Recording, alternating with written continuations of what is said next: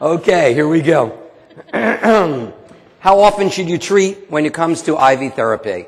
I suggest 1 to 3 times a week. 1 time a week is my usual. If someone is in a case that really requires more, 3 times, always leave at least 1 day hiatus between your treatment. Just give it a day. Don't treat day after day after day. You're not in ICU. So treat on an every other day basis is better. The only time is when there's really serious problems, you may want to go more. After your initial results, make sure that you reduce, that you look at the physical exam, and the optimal formula is what I'm telling you here. As you bring on the IV therapy, bring on a good oral therapy program. We'll talk about that hopefully a little more today. And as you reduce one, increase the other. I always try to treat no less than 6 or 7, 8 times if it's a multiple mineral for like fibromyalgia, typically 15.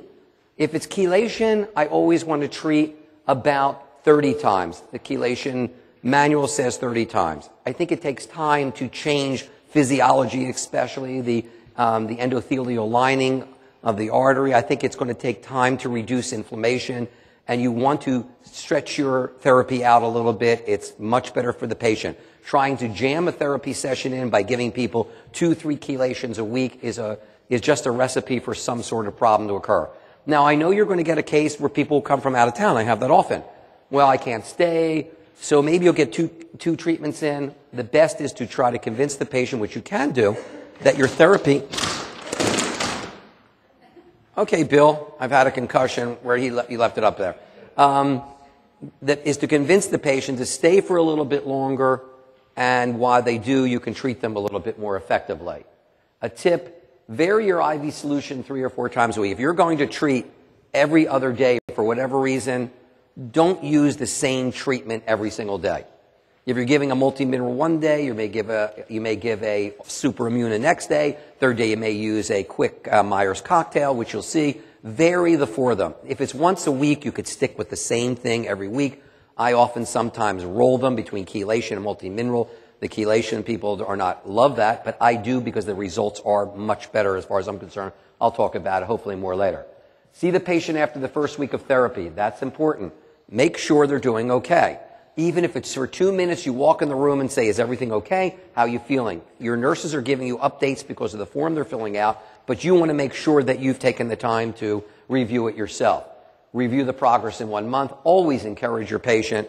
I have to tell you, when you have good IV nurses, you have a winning solution if you have a good personality as a doc or the treating person. Because this is what happens. The patient comes in, the IV nurse, they're used to, they love the IV nurses, like my nurses. They hold them, they hug them. Hey, Mrs. Jones, when they say, how do you feel? Well, I'm feeling better. All they need, and you're going to hear more about this, all they need is that initial push to say, you know what? Gosh, your lips look pink, your skin's cleaner, you look great. You must be feeling great. And you know what? It's contagious. And they feel great. And you've given them not only placebo effect, but it's a real effect of the IV therapy. They're encouraged to continue because it is their time once a week to come in and spend 2 hours getting hooked up and so forth. So do encourage them. Have your nurses encourage them, please. And always recheck the abnormal labs about a month to 2 for your inflammatory markers to make sure that your program is being effective. Case 5. This is a real case, by the way, and as the medical director for a functional laboratory, I was asked this question 2 weeks ago. I said, this is a great case to bring, because you're going to come up with this too. You're starting your testing process, and a patient is on 2 antidepressants, and you want to check her neurotransmitters, markers, 24-hour urine, before you start a nutrient IV program. I think that's reasonable to do. You may want to do that and wait for the test. How long before doing the 24-hour urine should you remove the patient's antidepressants? Let me hear someone. Well, take whatever 2 antidepressants you want. Celexa and whatever else they were on. They're serotonin reuptake inhibitors typically. So how long do you want to wait to stop a serotonin reuptake inhibitor before doing 24-hour urine testing? Depends. Some of them last for like 2 weeks. Okay, she says maybe 2 weeks. 3 weeks. Okay. We have 3 answers. All of them are somewhat correct, but the person who had it exact was the doctor to my left hand here. This is what happened. They called me. Oh, Dr. Ghen, I need your opinion because I really trust your opinion. There's another physician in Georgia who says to me, look, I have a patient who has 2 antidepressants, tells me the names of them, and I want to stop them. They said, whoever they, the elusive they. It's always they. It's one of those generalities or things in speech that people use. I often like to say, who is they specifically? Who is that we're speaking about? In any case, the they, meaning another laboratory, had told her, stop for 3 days. Whether that's right or wrong, it's probably not in certain cases because some of them are longer, as you say. Do you know what I told them? I told them exactly what this doctor said. Don't stop them. You have to be out of your mind is exactly what I said. Are you nuts even asking me this question?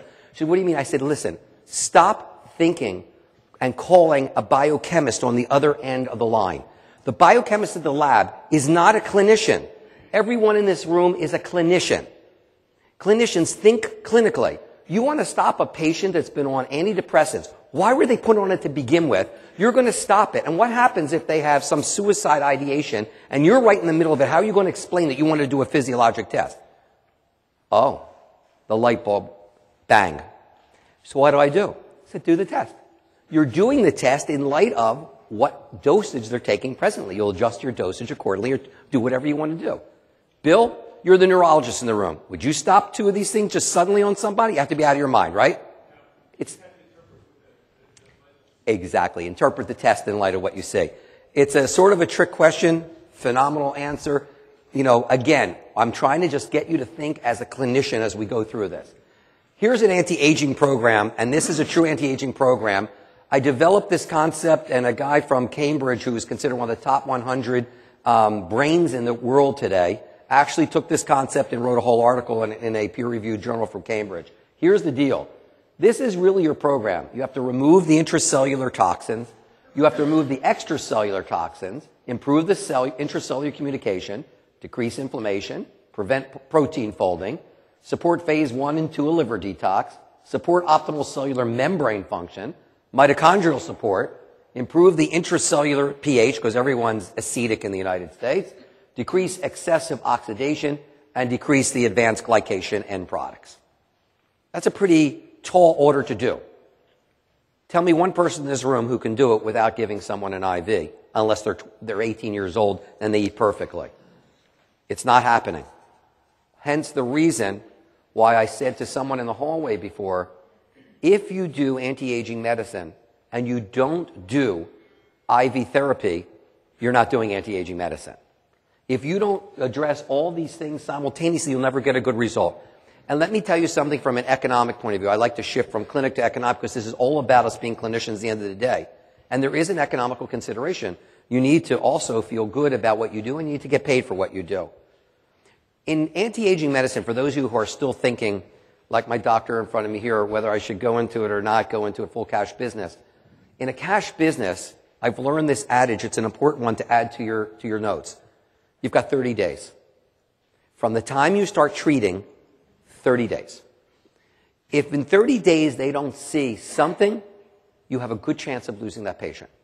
So your program needs to be in all areas that I have up here simultaneously, hence the reason for this slide, or you may fail, and hence the reason for early on IV therapy and so forth.